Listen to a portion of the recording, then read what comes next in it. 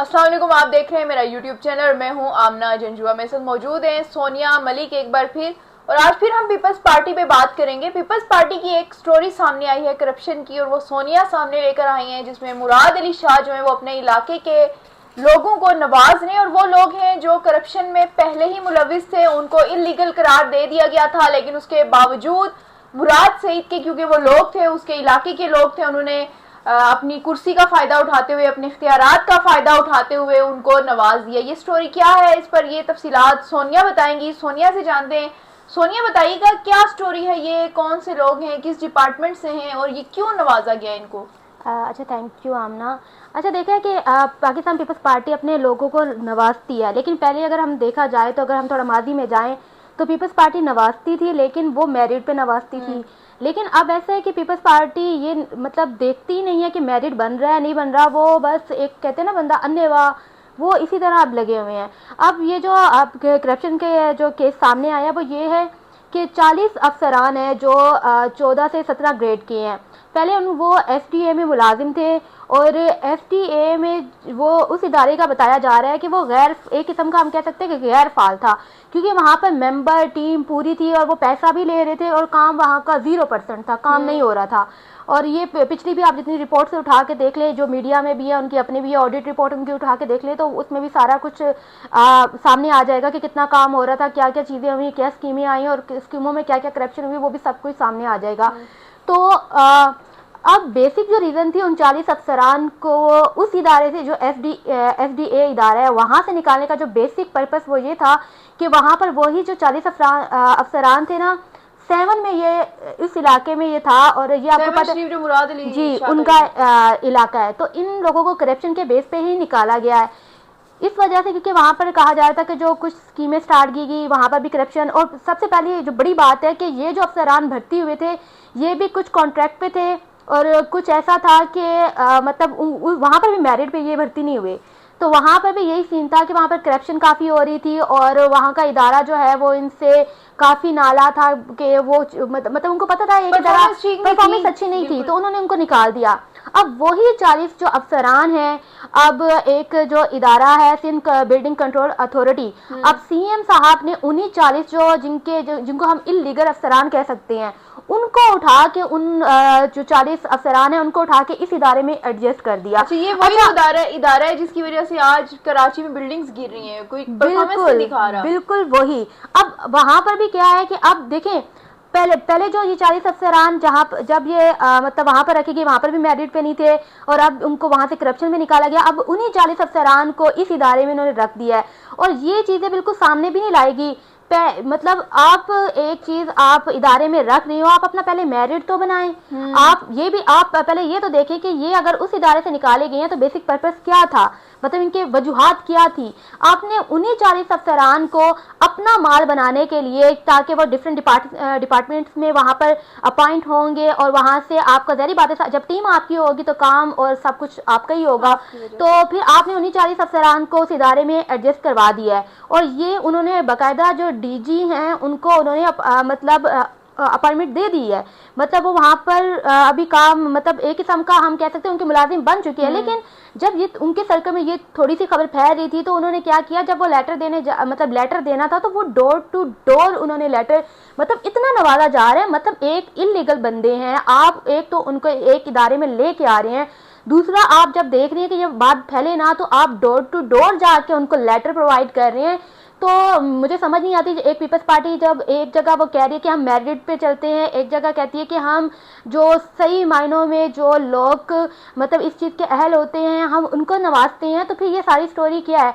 तो मैं ये कहना चाहूँगी कि बिलावल भुट्टो को भी कि वो इन चीज़ों में वो अपने जो छोटा उन्होंने एक शीशे का घर बनाया है, वहाँ से थोड़ा निकल के अपनी टीम को भी देखें कि उनकी टीम में क्या हो रहा है। मुझे ऐसा लग रहा है कि मे भी ये सारी चीज़ें मे भी उनको ना पता हो, लेकिन उनको तभी पता चलेंगी जब वो खुद यहाँ पर जाएंगे, विजिट करेंगे, अपने लोगों में उठेंगे बैठेंगे, टीम से मतलब सही तरह वहां पर जाके दौरा करेंगे और वहां से उनसे रिपोर्ट मांगे, दूसरे लोगों के हक़ाइक़ पता चलेंगे। आपकी बात बिल्कुल ठीक है कि बिलावल भुट्टो जरदारी इस वक्त जो है वो कुछ लोगों में घिरे हुए हैं, वो ये लोग हैं, मुराद अली शाह हो गए, कुछ दूसरे नाम हो गए, जो उनको बताते हैं वही उन तक इन्फॉर्मेशन पहुंचती है। उनके अगेंस्ट कोई इन्फॉर्मेशन कोई भी देने वाला नहीं है, क्योंकि अप्रोच ही नहीं है। और ये दूसरा कारकुनान हाँ, जब आपको पता है कि पंजाब में ये आए थे तो नारेबाजी हुई थी कि हमारी बिल्कुल, अप्रोच और नहीं हाँ बराबर है। बिल्कुल यही तो है। सोनिया ये भी तो देखें कि आप उनको कह रहे हैं कि वो नाअहल हैं। वो नाअहल कैसे हो सकते हैं? वो तो लोग पीपल्स पार्टी के कारकुनान होंगे, जियाले होंगे।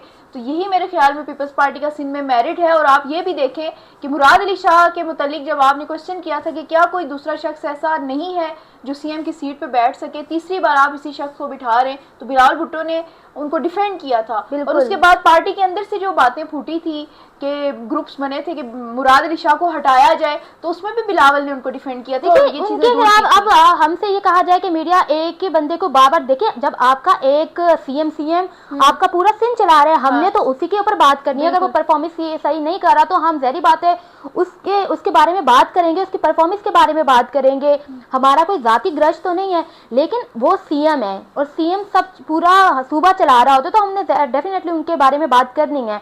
और हम देखिए मेरे पास लेटर भी मौजूद था और उसमें सारा मतलब अपॉइंट हुआ था, अपॉइंटमेंट थी, उन सबकी डिटेल्स थी। लेकिन मैंने फिर भी चाहा, क्योंकि हमारी आपको पता है कि एक जर्नलिज्म का असूल होता है कि आपने मौक़िफ़ लेना है, तो हमने बहुत अप्रोच की, लेकिन उन्होंने, तो मुझे लगता है कि उनको ये गिल्टी फील होता ही नहीं है कि वो किस तरह का काम मुराद कर रहे अली हैं। शाह के बारे में ये कहा जाता है कि वो रिप्लाई नहीं करते, वो हमने सहाफियों उनके को स्टाफ से भी ऐसी है। हमने और कांटेक्ट दूसरा करने का, सोनिया ये देखें कि एक शख्स जब तीसरी बार सीएम बन रहा है और उसे पता है कि उसको डिफेंड करने वाला बंदा चेयरमैन है पार्टी का और वही उसको लगाता है और बड़ा हर मामले में मुराद अली शाह को वो डिफेंड करते हैं। तो मुराद अली शाह को क्या पड़ी है, मीडिया क्या कह रहा है, ये कोई दूसरा तीसरा क्या कर रहा है? वो तो समझ रहे हैं ना कि वो एक स्टेट में है जहाँ पर एक बादशाह है, बादशाह के नीचे वो एक प्रिंस हैं जो परफॉर्मेंस दिखा रहे हैं। लेकिन पंजाब का हाल आपने देख लिया, जब इमरान खान ने बुज़दार को वहाँ पर पंजाब में उन्होंने स्पॉट किया था, तो आज जो इमरान खान जेल में बैठे हैं वो किसकी बदौलत बैठे हैं वो सबको पता है।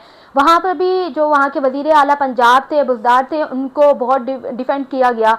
तो एंड पे रिजल्ट क्या निकला? तो अगर बिलावल ये अपनी ईगो समझ के या वो ये समझ के कह रही हैं कि नहीं ये भाई हमारे बंदे हैं, तो वो उनके पे चेक एंड बैलेंस नहीं रख रहे, सोनिया, तो ये फिर उनका अपना घाटा होगा। बिल्कुल ऐसे ही होगा। लेकिन आप पंजाब के साथ सिंध को कंपेयर नहीं कर सकते। इधर तो पढ़ा लिखा पंजाब है, यहाँ पे लिटरेसी रेट हाई है। सिंध में आप जाके देखें बहुत से हल्के ऐसे हैं जहाँ पर उनके पास ना एजुकेशन है ना हॉस्पिटल है, और उनका नारा भी है रोटी कपड़ा और मकान, उसमें एजुकेशन कहीं भी नहीं है। ठीक है, रोटी कपड़ा और मकान देंगे और वो भी आपको पता है किस तरह की दे रहे हैं। तो वो सिर्फ अपने जियालों को नवाज रहे हैं। सिफारिश आती है कहीं भी, कोई हर जो बंदा भी होता है सिंध में, एमएनए एमपीए है या कोई मिनिस्ट्री में लगा हुआ है, उसकी कोशिश यही होती है कि वो अपने लोगों को नवाजे। राजा परवेज अशरफ की अगर हम बात करें तो जब वो यहाँ पर स्पीकर लगे तो कहा जाता है कि अपने हल्के के आधा गुजर खान जो है वो इस वक्त हमें पार्लियामेंट में, और तुमने देखा होगा बहुत से लोग हमें खुद भी मिले हैं और जब उनसे पूछा गया तो उन्होंने अपना बैकग्राउंड बताया और उनका मेरिट ये था कि उन्होंने वोट दिया था परवेज अशरफ को, राजा परवेज अशरफ को। तो ये मेरिट है आपका।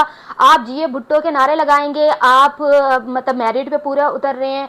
आपसे कोई और टास्क लिया जाएगा तो आप मेरिट पे पूरा उतर रहे हैं। लेकिन जो असल सपोर्ट देख लें, वहां पर आप अपने लोगों को लगा नहीं सकते, डेपुटेशन होती है, कहीं ना कहीं दारू से लेते हैं।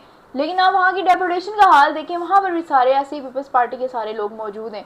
तो बस बात कहने का मकसद ये था कि सीएम जो वहाँ पर सारा कुछ कर रहे हैं, वो पता नहीं मीडिया से क्यों छुपा हुआ है, मीडिया क्यों नहीं उस पर बोल रहा। आपने देखा है कि कराची से हमें बहुत कम स्टोरीज, अगर हम कराची में काम कर रहे होते तो पता नहीं कितने ज़्यादा स्टोरीज निकाल लेते।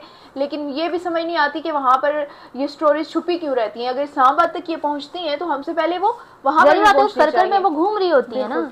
तो ये चीज़ें हैं कि पीपल्स पार्टी को शायद मीडिया का डर नहीं है, आवाम का डर नहीं है, और वो शायद चाहते भी नहीं है कि वो वहाँ से निकल कर पंजाब में आए, क्योंकि सिंध के लोगों को नवाज रहे और सारी चीज़ें वहाँ पर हो रही हैं। तो पंजाब में वो उन्होंने फोकस तो किया था कि साउथ पंजाब को वो करे, जाके क्लिक करें, कुछ चीज़ें करने की कोशिश की, लेकिन साउथ पंजाब जो है उस तरह से पीपल्स पार्टी को वेलकम नहीं कर रहा।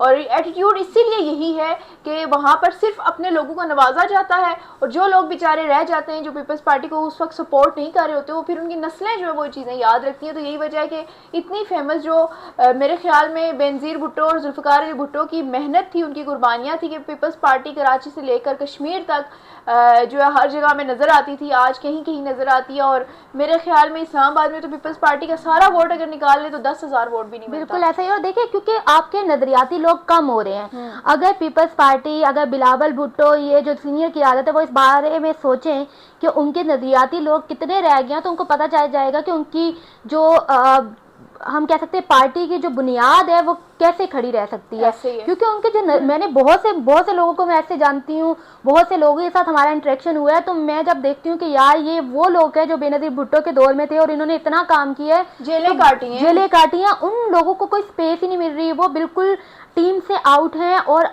वो लोग आपने बिठा दिए हैं जो मतलब आपसे पैसा लिए जा रहे हैं, और उस पर कोई आप डिजिटल इनकी मीडिया की आप एग्जांपल उठा के देख लें, किसी को अच्छा बोलना नहीं आता है, कुछ जो है वो चापलूसी करते हुए दिखाई दे रहा होता है। तो ये बस वो आपने जो स्टार्ट में बात की कि वो बिलावल शीशे का घर बना के बैठे हैं, 2-4 उसमें उसके खादिम हैं, वही उसको बताते हैं बाहर की दुनिया में क्या हो रहा है, तो वो जो बताते हैं बिलावल उसी पे यकीन कर लेते हैं। तो बस ये चीज़ें हैं कि पीपल्स पार्टी को नुकसान हो रहा है और शदीद नुकसान हो रहा है। यही वजह है कि सिंध के अंदर भी मकबूलियत अपनी खो रही है, कराची के अंदर तो आपको पता है खो चुकी है, जिसमें जमात इस्लामी और MQM और दूसरे आज़ाद अरकान या पीपल्स PTI की अगर बात करें तो बहुत बड़ी तादाद में उन्होंने सीटें निकाली थी, लेकिन पीपल्स पार्टी हमें कहीं भी नज़र नहीं आ रही। तो यही हाल आहिस्ता आहिस्ता, क्योंकि टेक्नोलॉजी का दौर है, मोबाइल हर एक के हाथ में, कल को सिंध के लोग भी, अंदरून सिंध के लोग जो सिंधी हैं वो भी कहेंगे कि हमारे पास हॉस्पिटल स्कूल अच्छे क्यों नहीं है। आप खुद तो बाहर पढ़ने चले जाते हैं, बाहर की डिग्रियां ले लेते हैं, उनके पास तो यहाँ लोकल जो स्कूल हैं वो भी नहीं होते। तो मेरे ख्याल में इनकलाब आएगा सिंध के अंदर भी, और सिंध के लोग आखिर कब तक किसी तरह जो टुकड़ों पे पलते रहेंगे, वो उठेंगे और बातचीत करेंगे। इससे पहले कि ये चीज़ें हो, मेरे ख्याल में बिलावल को आगे बढ़ना चाहिए, क्योंकि वो यंग ब्लड है और उसमें ये एबिलिटी है कि वो लोगों में जाकर हेल्प करे। उसकी नीयत पे हम नहीं कह रहे, लेकिन उसकी जो स्ट्रेटजी है वो ख़राब है। मज़ीद अपडेट्स आप तक पहुँचाती रहूँगी, तब तक के लिए अल्लाह हाफिज़।